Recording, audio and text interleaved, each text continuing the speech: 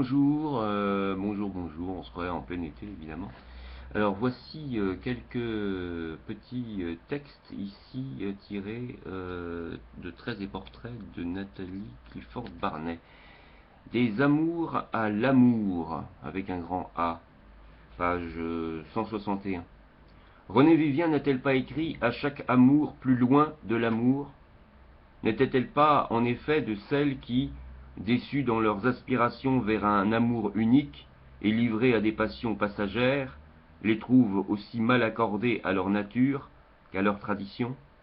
Et cette poétesse, nourrie des légendes de son île, où les grandes amours ne peuvent culminer que dans la mort, comment aurait-elle pu se contenter de ces passions qui n'aboutissent qu'à la satiété? Même cette fidélité qu'on leur prête, à quoi mène-t-elle, sinon à l'enfer ou au ciel de ce Dieu jaloux qui n'admet aucun autre attachement? Si les amants au comble de leur passion vont jusqu'à parler de mourir ensemble, c'est que la mort leur apparaît comme la seule solution digne de succéder à une exaltation qui ne veut ni sombrer dans l'épreuve du quotidien, ni consentir à se renouveler par l'infidélité. Il n'y a peut-être que les amours malheureuses de durables. Les autres risquent de se perdre dans les terrains vagues d'un bonheur où les enferment ces habitudes créées par la passion et qui finalement la supplantent. Aimer, c'est prendre le voile. Mais si la ferveur de cette vocation vient à manquer, ne vaut-il pas mieux rejeter ce voile pour le voile du large ou la voilette des aventures? Du foyer conjugal lui-même, il faudrait pouvoir se détacher, quand ce ne serait que pour y rapporter, en ranimant l'ardeur, une nouvelle vision de son compagnon ou de soi-même. Le statu quo d'une implacable fidélité semble réduire celle-ci à un point mort, où il ne reste qu'à accomplir sans désir les gestes de l'amour. Quand un sentiment n'évolue pas, la routine s'en empare et le mène à une répétition si limitée qu'il n'existe plus.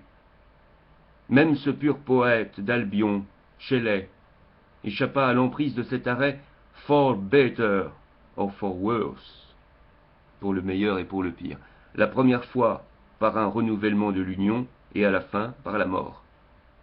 Comme ses amis d'exil, Byron et Keats, il voulut que l'amour restât libre, se quittant à prouver que les dieux de l'Olympe et les rites du paganisme grec, plus conformes à notre nature humaine, aspiraient à une renaissance. Si Renée Vivien se trouvait à chaque amour plus loin de l'amour, c'est qu'elle recherchait dans un seul être ce qui n'appartient qu'à l'amour même. Ne devrions-nous pas plutôt, à chaque amour nouveau, nous sentir plus près de l'amour, de cet amour sur lequel un soufi interrogeait ainsi son disciple: « Qu'as-tu compris au son du luth et de la flûte? Tu es mon tout, tu es ma suffisance, amour. » Comment peut-on envisager de réduire l'amour, le grand, le mystérieux, le seul et le multiple amour à l'amour physique, là où le physique semble disparaître et l'âme prendre corps et le corps n'être plus qu'une âme qui retrouve son ciel? Et ce repos divin qu'on goûte après l'amour, d'où nous vient-il, sinon de cet état corporel qui participe au divin? L'amour ainsi éprouvé ne peut-il nous initier à la suprême compréhension?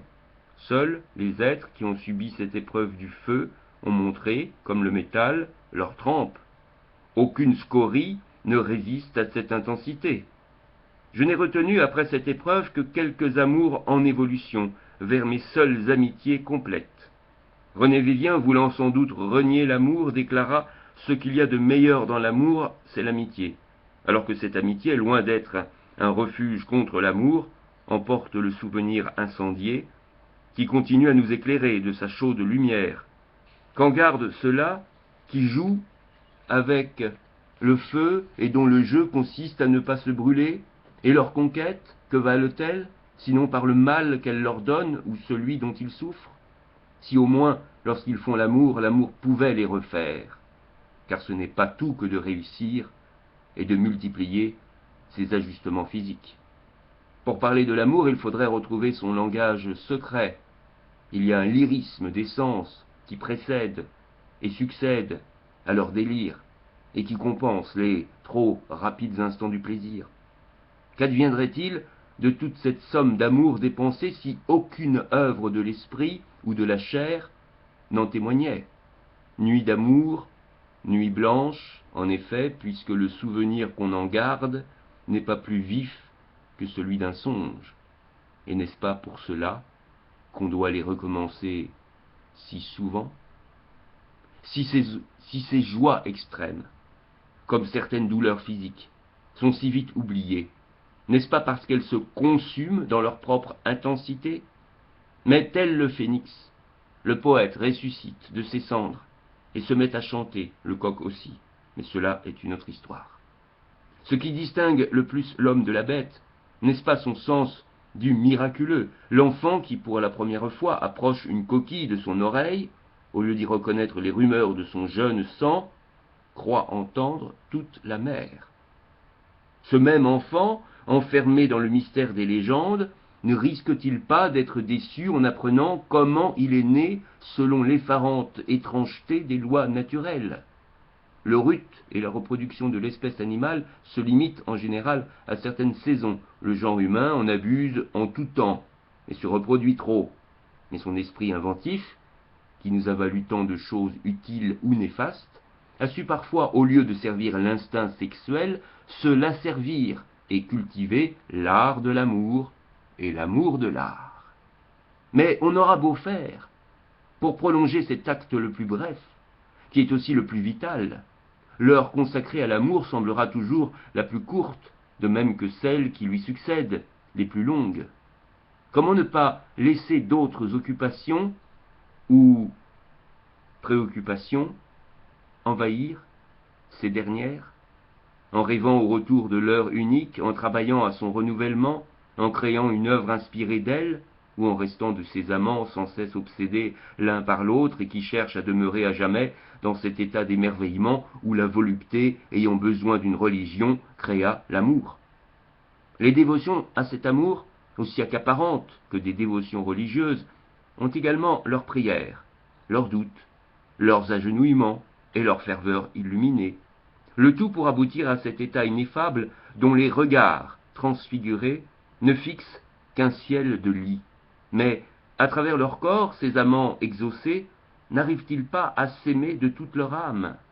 Dans ce don sans réserve d'eux-mêmes, qui leur semble sans fin, lequel cessera d'abord d'aimer et devra s'éloigner seul de ce paradis perdu, désormais pour tous les deux?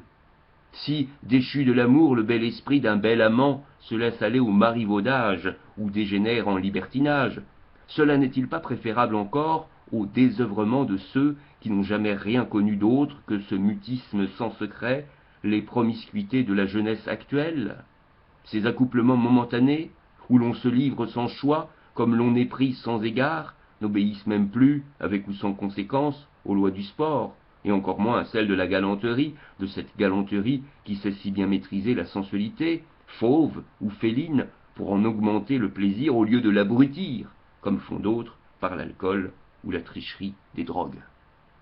Que nous voilà loin du XVIIIe siècle, où l'on jouait sainement à l'amour comme à la mort, avec une intrépidité qui n'avait d'égal que son élégance.